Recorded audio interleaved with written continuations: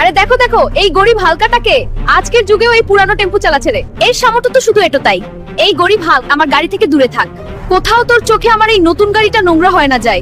এই তালুকদার মেয়েটা তো খুবই অহংকার দেখাচ্ছে রে। একদিন এমন একটা গাড়ি কিনবো পুরো গ্রাম দাঁড়িয়ে দাঁড়িয়ে দেখবে। আরে ম্যাডাম, এই গাড়িটার দাম কত রে? এই গাড়িটা আমি কিনবো যত দামি হোক।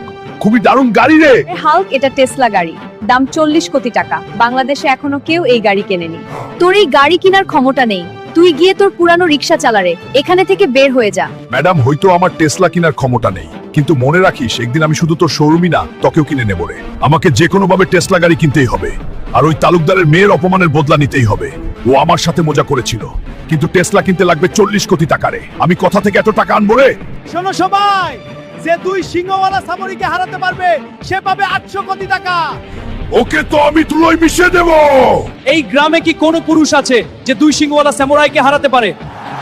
বাংলাদেশে এখনো কোনো মায়ের ছেলে জন্মায়নি যে আমাকে হারাতে পারবে। আর বাংলাদেশবাসী, আমি এই দুই সিংহওয়ালা সামুরাইকে হারাবো। ওলাই হারিয়ে দেখা শালা। You heard it folks, the challenge land. এই সামুরাই কুস্তিগিরকে হারাতে আমাকে সাহায্য করো রে। এই ভিডিওটা লাইক করো আর চ্যানেল সাবস্ক্রাইব করো যাতে আমার শক্তি বাড়ে।